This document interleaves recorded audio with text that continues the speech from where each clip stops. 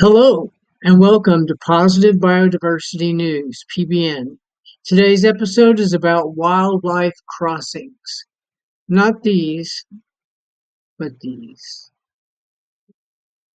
In the United States, widespread attention to wildlife crossings began with one mountain lion, the legendary P-22. This puma crossed two busy LA freeways, the 405 and the 101, to reach the heart of LA in Griffith Park. He captured hearts in headlines, and P-22 became a minor celebrity in California.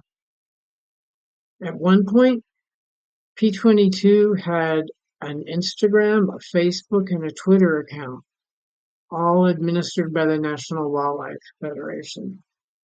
But 10 years later, in late 2022, the celebrity puma began showing signs of distress. He was captured by zoologists and found to be suffering from severe illness and injuries, likely the result of a car strike. P-22 was humanely euthanized in late December 2022.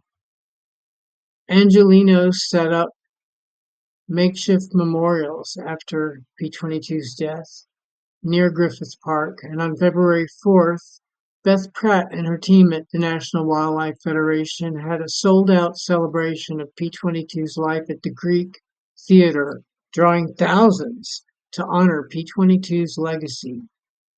The news of P-22's death and of this huge gathering helped to galvanize national movement to help wildlife in this world of asphalt and concrete barriers, a movement of individuals dedicated to building more wildlife crossings. Why? What's the big deal about wildlife crossings? Well, for one, highways fragment ecosystems.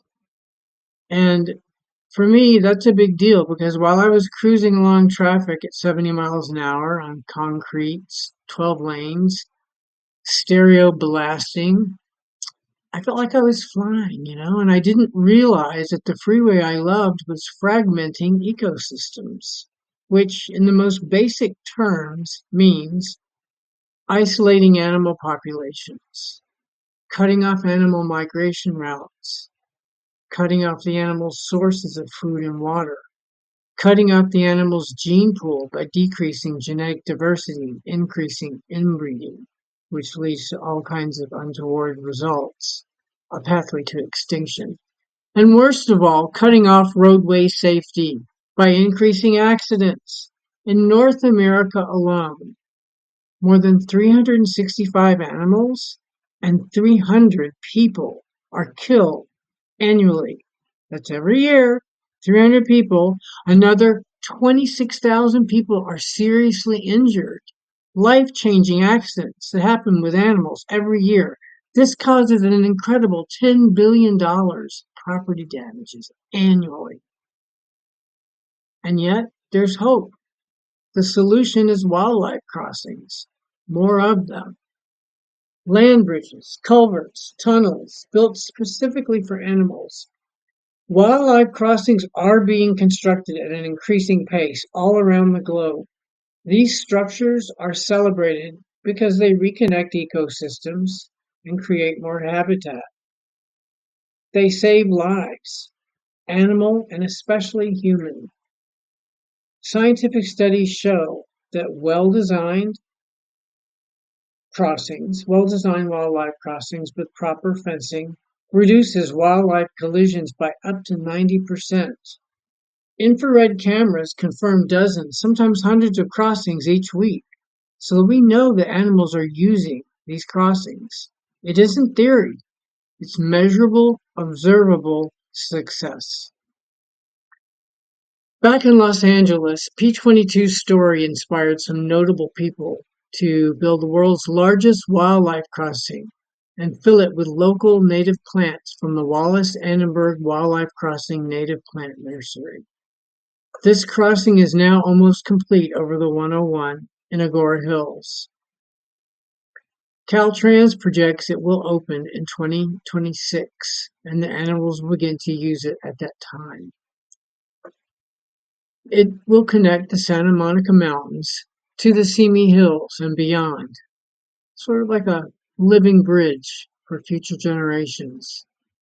In 2021, the federal government got involved, allocating $350 million for a wildlife crossings pilot program for communities to apply for funds to build local crossings. It's the first time the federal government has funded these structures at scale, and it was a huge boost to the movement to save lives. But that original program is set to expire in 2026. And here's the breaking news. In late 2025, bipartisan lawmakers introduced H.R. 6078, the Wildlife Road Crossings Program Reauthorization Act of 2025. This bill would extend federal wildlife crossing funding throughout 2031, giving states and tribes long-term stability to plan and build these projects that this country desperately needs. Led by Representative Ryan Zinke, R. Montana, and Representative Don Beyer, D. Virginia, the bill continues the historic commitment launched in 2021. It's now in the House Transportation and Infrastructure Committee. It transforms federal support from a short-term experiment into a multi-year national strategy. If passed, 6078 would fuel dozens of new crossings, reduce collisions, restore migration routes, and save lives. It means P22's legacy is shaping national policy, not just local projects. But federal funding is only part of the story. Some states, such as Utah and Colorado, built wildlife crossings dating way back before 2000. In fact, in Utah, the first wildlife crossing was built in 75 over Interstate 15. 50 years later, a book on wildlife crossings, or more specifically, road ecology, was written. Its name, written by Ben Goldfarb, Crossings. Additionally, every 2 years, the world's leading scientists, engineers, and policymakers gather at the International Conference on Ecology and Transportation, ICOET, to share what's working, what's not, and what comes next. At the 2025 conference in Denver, the tone this year was clear. Connectivity, no longer optional. It's essential for roadway safety and biodiversity. As I said earlier, each year approximately 300 people are killed and more than 26,000 people are injured with accidents with animals, causing $10 billion in lost money, property damage, 300 deaths, and $10 billion a year. Dr. Ron Sutherland, chief scientist of the Wildlands Network, attended this year's conference and summed up the conference by noting the progress being made. Sutherland said, one really impressive thing about this year's ICOET was learning how some states like California, Florida, and the host state of Colorado really have their acts together when it comes to wildlife crossings. Their programs are comprehensive and unfolding well, and they are making awesome progress. Finally, Sutherland pointed out that this year's ICOET showcased impressive new developments in camera technology that allow for better monitoring of road crossing structures, showing that animals use them. Additionally, Sutherland said this year's conference displayed these new thermal imaging cameras that can cover hundreds of yards and still make every warm-blooded animal stand out on video for easy counting. Also on display at this year's ICOET were new light beam triggered cameras that can detect and photograph every reptile and amphibian that moves past, even in a small culvert. So scientists are now able to map these accident hotspots with AI, track animal movements, and plan smarter infrastructure.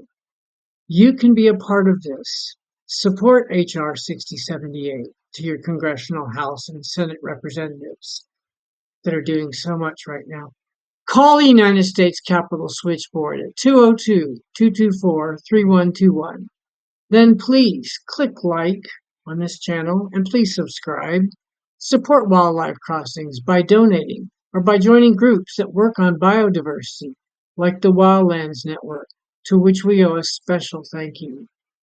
But don't forget to support the other groups diligently working on wildlife crossings, like the Institute for Wildlife Connectivity, one of the longest standing ones, the Center for Biodiversity, the Nature Conservancy, the National Wildlife Federation, Environment America, Animal Road Crossings, and the Center for Large Landscape Conservation. And remember the story of one mountain lion who showed us what's possible. P-22's legacy, his journey, didn't end in Griffith Park.